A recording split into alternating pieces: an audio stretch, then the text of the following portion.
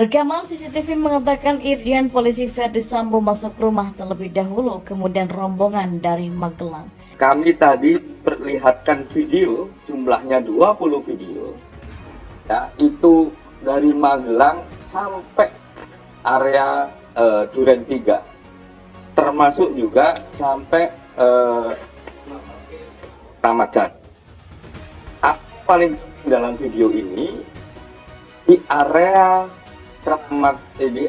Duren 3, video perlihatkan ada Irjen Sambo, ada rombongan dari Magelang, jadi Irjen Sambo masuk duluan, setelah sekian waktu terus ada rombongan baru pulang dari Magelang, dan di situ terlihat ada Bu Putri, ada Joshua, ya, almarhum Joshua masih hidup ya, sampai di Duren 3 yang masih hidup. Terus ada rombongan yang lain dan semuanya dalam kondisi hidup dan sehat, tidak kurang dari satu apapun. CCTV yang rusak sesuai dengan apa yang disampaikan oleh Kapolres Jakarta Selatan, ini CCTV yang di TKP.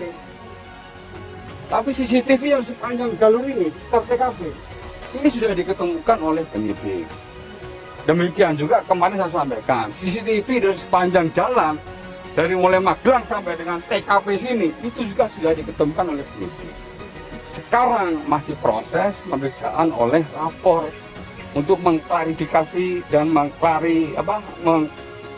mencocokkan untuk kalibrasi untuk mencocokkan waktunya. Karena waktu yang ada CCTV dengan real time harus sama. Ya, Pak, otopsi ulang mengapresiasi dari tim yang dibentuk oleh Pak Listio Sigit. Begitu juga para tim, nanti kami mengucapkan terima kasih kerana kedatangannya ke Sungai Bahar, dilindungi oleh Tuhan, dan semuanya proses otopsi berjalan dengan baik.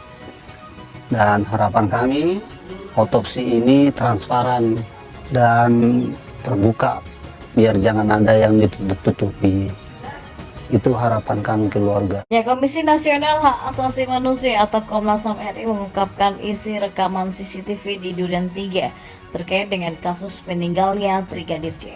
Komnas HAM mengatakan berdasarkan rekaman video memperlihatkan Brigadir J masih hidup saat tiba di Duren 3 sepulangnya dari Magelang, Jawa Tengah pada Jumat 8 Juli 2022. Kami diperlihatkan 20 video dari Magelang sampai area Duren 3, bahkan sampai Rumah Sakit Kramat Jati, kata anggota Komnas HAM Muhammad Khairul Anam di Jakarta pada Rabu 27 Juli. Menurut dia, yang paling penting dalam video tersebut adalah di area Duren 3. Tempat video memperlihatkan ada Irjen Polisi Ferdy Sambo yang masuk terlebih dahulu. Beberapa waktu kemudian ada rombongan dari Magelang. Di situ ada Ibu Putri, ada Brigadir Joshua, dia masih hidup. Sampai di Duren 3, rombongan lainnya dalam kondisi hidup dan sehat, kata Anam. Disebutkan juga bahwa 20 video yang diperlihatkan oleh Cyber, Polisi, dan Lapor Polri kepada Komnas HAM ini tersebar di 27 titik, mulai dari Magelang, Duren 3, sampai Rumah Sakit Kramat Jati. Khusus video dari Magelang sampai Duren 3, salah satu hal yang penting yang dilihat oleh Komnas HAM adalah soal Brigadir J yang masih hidup. Selain diperhatikan soal video, tim dari Komnas HAM juga ditunjukkan soal monitoring keberadaan atau jejaring komunikasi yang terdapat di area Duren 3 dan Magelang. Bahan yang diberikan kepada Komnas HAM ini akan kembali dipelajari. Hal ini guna memastikan untuk mengusut tuntas kematian Brigadir J. Terkait dengan permintaan keterangan cyber dan digital forensik, kata Anam, akan kembali dilanjutkan Komnas HAM pada pekan depan. Hal ini mengingat adanya beberapa penggalian informasi yang membutuhkan dukungan teknologi. Tinggal 20% lagi yang kami butuhkan untuk perkuat terangannya, ujarnya. Ya, kriminolog dari Universitas Indonesia Kisnu Widangso meminta masyarakat untuk tidak berspekulasi terkait kejanggalan kematian Brigadir J atau Nofriansah Joshua Huta Barat. Dia meminta publik untuk menunggu tim khusus mengungkap puzzle atau teka-teki terkait kasus ini. Idealnya kan puzzle-nya ngumpul dulu, baru kemudian bisa dijelasin. Kata Kisnu, kejanggalan demi kejanggalan yang menjadi sorotan publik menurut Kisnu diakibatkan asumsi yang terbentuk ketika kepingan puzzle masih belum lengkap. Oleh karena itulah ia meminta kepada publik untuk menunggu tim khusus yang dibentuk Kapolri Jenderal Polisi Listio Sigit Prabowo untuk melengkapi kepingan puzzle ini. Kuncinya, kata Kisnu, sebenarnya keterbukaan informasi, dan menurut dia untuk melengkapi sebuah puzzle terdapat informasi yang bisa diperoleh dari berbagai sumber, salah satunya korban, saksi, dan bukti lainnya. Lalu ada digital evidence atau bukti atau jejak digital. Nah, digital evidence ini apakah CCTV saja? Ataukah CCTV di luar rumah itu kan cuma menentukan bahwa si A ada di sana, kata Kisnu. Selain itu, Kisnu juga menyebut ponsel dari para yang diduga terlibat dalam kasus ini juga diperiksa oleh ahlinya. Tindakan ini bertujuan untuk memeriksa call data record, pertukaran pesan, dan juga lainnya. Namun kata dia, belum tentu langkah tersebut bisa memudahkan untuk memberikan penjelasan. Oh ya, tentu saja belum, karena kan data itu cuma menunjukkan telah terjadi komunikasi antara jam sekian sampai jam sekian, kemudian tidak terjadi komunikasi lagi jam sekian. Di samping itu, Kisnu juga mengingatkan publik jangan beranggapan bahwa setiap orang yang meninggal dalam kasus kejahatan itu merupakan korban. Lakenbin bilang, biasanya kekerasan itu ada trigger.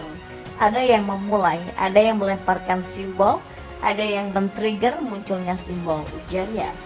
Tapi masalahnya, kata Kisnu, seringkali seseorang yang memulai itu memunculkan definisi situasi yang baru. Definisi situasi baru itulah yang menyebabkan audiens merespon, dan ketika mendapatkan respon, sosok yang memulai ini kemudian merespon balik sampai pada satu titik pertukaran simbol ini mencapai titik yang kritis. Disitulah kemudian terjadi pembunuhan, kekerasan yang menyebabkan seseorang meninggal dunia, ujar Kisnu. Nah, ada beberapa sejumlah fakta baru mengenai tewasnya Brigadir J yang diungkapkan oleh Komnas HAM. Nah, fakta baru tewasnya Brigadir J itu didapat setelah Komnas HAM memanggil sejumlah saksi seperti keluarga, dokter forensik, hingga rekan ajudan Irjen Verdi Sambo dan Baradae yang selama ini dituduh sebagai pelakunya. Fakta baru tewasnya Brigadir J ini menjadi sejumlah asumsi yang beredar di masyarakat, dan berikut adalah fakta-fakta baru tersebut. Yang pertama, tidak tewas dalam perjalanan. Ya, dugaan Brigadir J tewas dalam perjalanan dari Magelang ke Jakarta tidak terbukti. Hal ini berdasarkan keterangan sejumlah pihak yang menerangkan bahwa Brigadir J masih hidup ketika tiba di Jakarta pada hari kematiannya pada Jumat 8 Juli 2022. Komnas HAM mendapatkan temuan bahwa Brigadir J bahkan bercengkrama dengan rekan-rekannya sesama ajudan Sambo sebelum terjadi peristiwa penembakan. Ini dikatakan Komisioner Bidang Pemantauan dan Penyelidikan Komnas HAM Khairul Anam kepada wartawan. Oh ya, itu ngobrol nyantai aja begini dan tertawa-tawa. Siapa yang tertawa? Ya termasuk J. Jadi kalau ini seolah-olah dibunuh dengan tertawa-tawa antara Magelang dan Jakarta, ya sudah, itu salah, kata Khairul Anam. Salah satu sumber Kompas.com yang punya bukti perihal ini juga membenarkan bahwa Brigadir J masih bercengkrama hangat dengan ajudan lain dalam waktu yang cukup singkat sebelum jam kematiannya.